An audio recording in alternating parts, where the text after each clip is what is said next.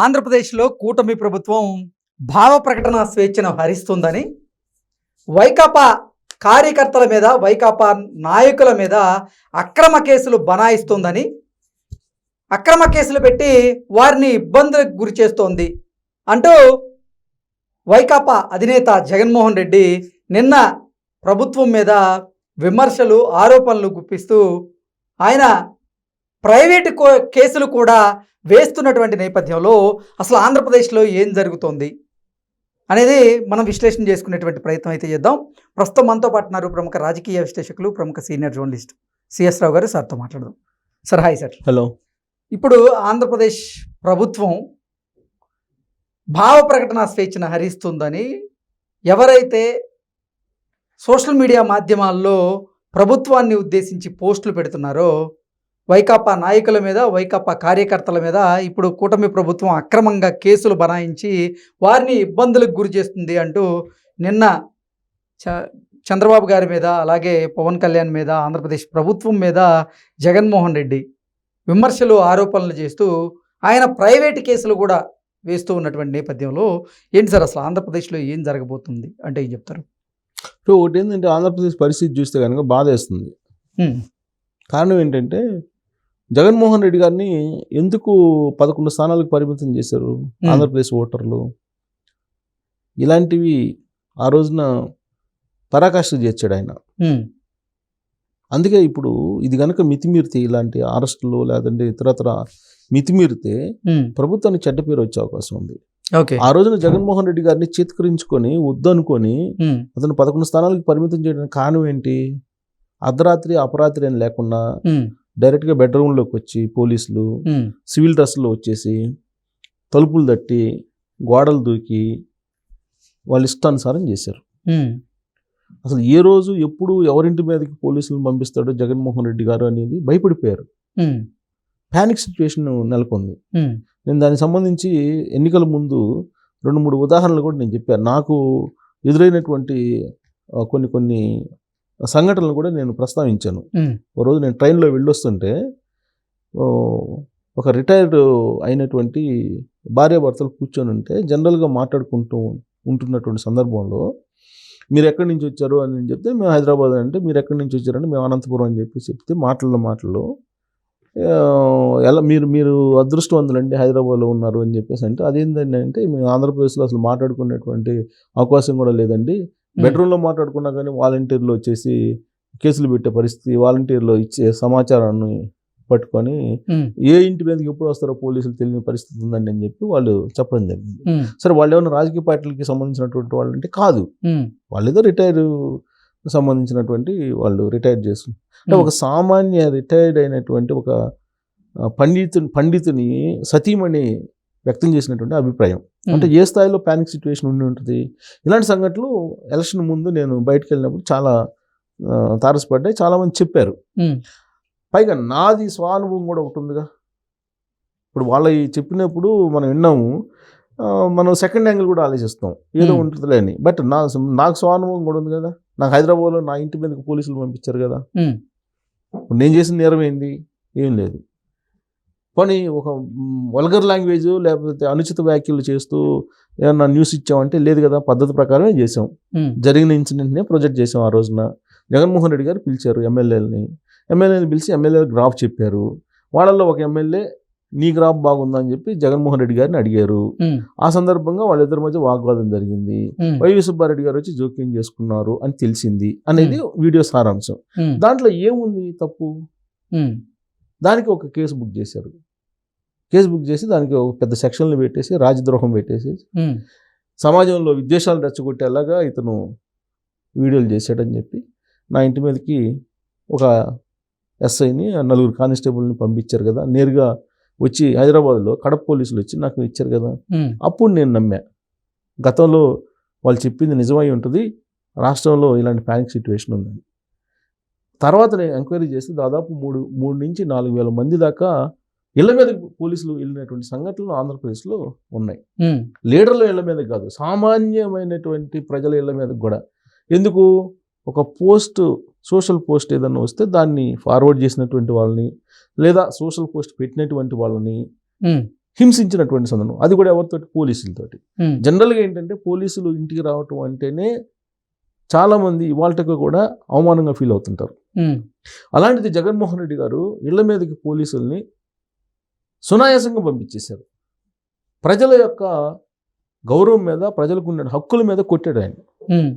ఆయన ఓడిపోవడానికి కారణం అదే ప్రధాన కారణం. ఆయన ఏంటంటే నేను మంచి చేశాను, ఇంకా మంచి బతికుంది, ఏదో అయ్యింది, ఈవీఎంలు ఏదో అయిపోయింది, ఢిల్లీలో పెద్దలు ఉన్నారు, ఇలా మాట్లాడుతున్నారు. కానీ వాస్తవం అది కాదు నేను చెప్పింది. ఆయన ఓడిపోవడానికి కారణం ఆ తర్వాత ల్యాండ్ టైటింగ్ యాక్ట్. ఆ ల్యాండ్ టైటింగ్ యాక్ట్లో ప్రతి ఇంట్లో వాళ్ళని మానసికమైనటువంటి భూమితో అనుబంధం మీద కొట్టారు. దాంతో 11 స్థానాలకు పరిమితం అయ్యారు ఆయన. ఆయన అరెస్టులు చేయటమే తప్పు. ఉదాహరణకి ఏంటంటే నేను 1-2 ఎగ్జాంపుల్ చెప్తా. రంగనాయకమ్మ గారని దాదాపు 70 సంవత్సరాల ఆవిడ ఎవరో ఒక పోస్ట్ పెడితే దాన్ని రీపోస్ట్ చేశారు. కానీ అదేమన్నా బూత్ పోస్ట్ అంటే కాదు, తన పరిపాలన మీద అభ్యంతరం, తన పరిపాలన నచ్చలేదు అనేటువంటి విషయాన్నే దాంట్లో ప్రస్తావించారు. ఇప్పుడు వర్రా రవీందర్ రెడ్డి లాగా అక్కడేం బూతులు లేవు, అన్పార్లమెంటరీ వర్డ్స్ లేవు, నిర్మాణాత్మకమైనటువంటి విమర్శ చేశారు. ఆ పోస్ట్ని రీపోస్ట్ చేశారు. ఆ 60-70 సంవత్సరాలు ఆవిడని తీసుకొచ్చి పోలీస్ స్టేషన్లో కూర్చోబెట్టారు. మరి జగన్మోహన్ రెడ్డికి ఓటేమింటే ఎలా వేస్తారు? జగన్మోహన్ రెడ్డి గారికి అయిపోయింది.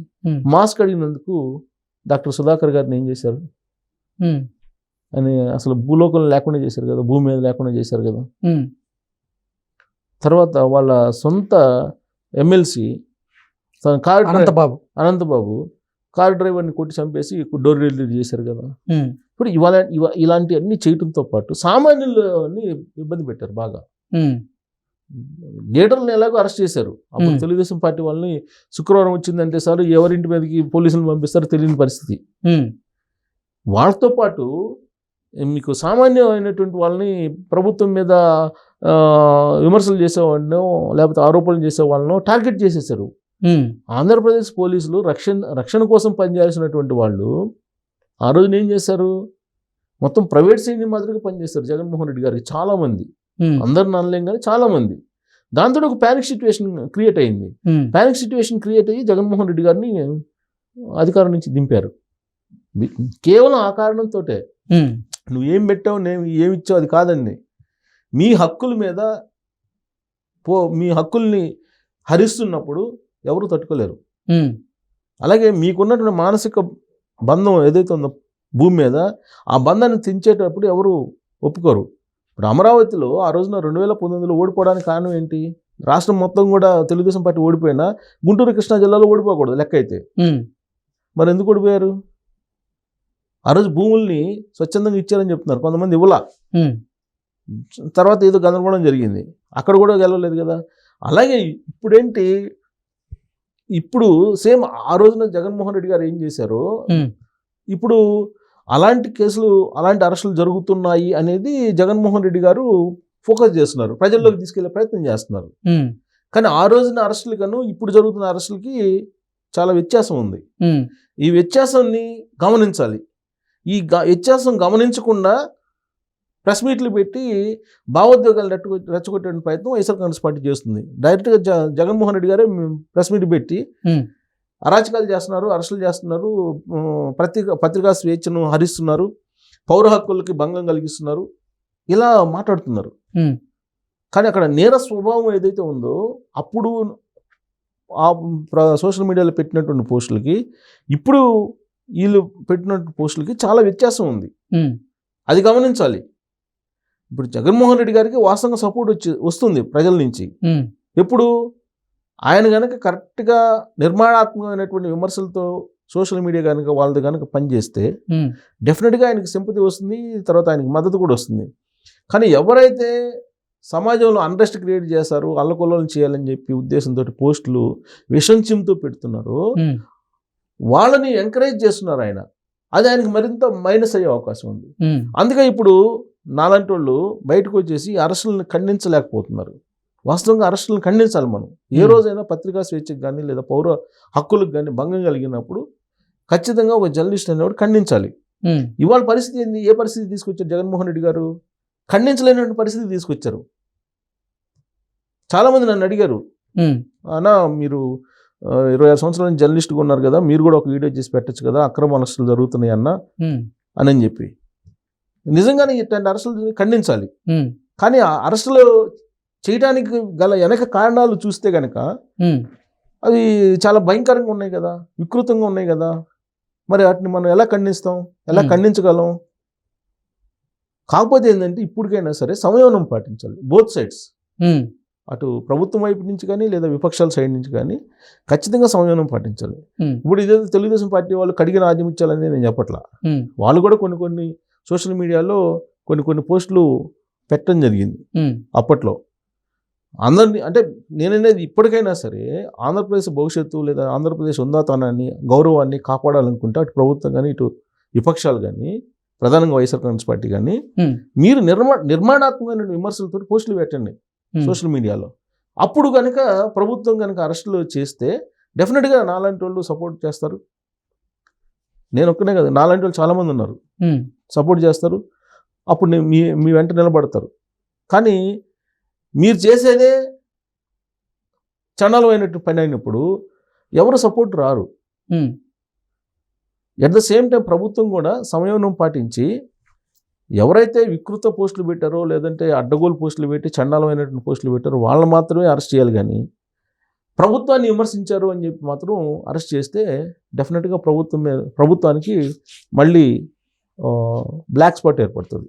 ఓకే, గతంలో జగన్మోహన్ రెడ్డి గారిని ఎలా తిరస్కరించిందో ఆంధ్రప్రదేశ్ సమాజం ఈ ప్రభుత్వాన్ని కూడా డెఫినెట్గా తప్పుపడుతుంది. చాలా సున్నితమైన అంశం. అందుకే నేను చెప్తుంది, ఈ ప్రభుత్వం కూడా అరెస్ట్ చేయమన్నారు కదా అని ఆర్డర్ వేశారు కదా అని చెప్పి ఎవరిని పడితే వాళ్ళని అరెస్ట్ చేస్తే మాత్రం చాలా నష్టపోవాల్సి వస్తుంది. ఓకే, అందుకే డెఫినెట్గా అందుకే నేను ద్వారకా తిరుమలరావు గారిని చాలా సందర్భాల్లో నేను ఆయన నిజాయితీని కానీ ఆయన చిత్తశుద్ధిని కానీ ఖచ్చితంగా మనం ప్రశంసిస్తూ ఉంటాం. కారణం ఏంటంటే ఆయన కొంచెం ఆలోచించి చేస్తుంటారు. సో ఇప్పుడు అరెస్టులన్నీ జగన్మోహన్ రెడ్డి గారు చెప్తున్నట్టు అమాయకుల్ని ఏ తప్పు చేయని వాళ్ళని చేయట్లేదు.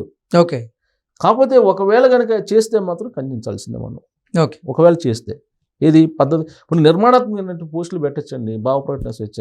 చంద్రబాబు నాయుడు గారు ఇసుక ధరలు ఉచితంగా ఇస్తా అన్నారు, ఉచితంగా ఇవ్వట్లేదు. ఎందుకు ఇవ్వట్లేదు? నువ్వు క్వశ్చన్ చేయి. లేదు గత ప్రభుత్వం కన్నా ఎక్కువ ఉంది, క్వశ్చన్ చేయి.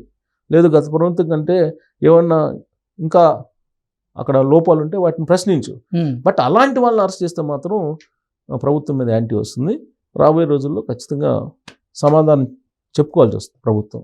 సో అక్కడ జాగ్రత్త పడాలి, లేదంటే మొదటిగా మోసం వస్తుంది.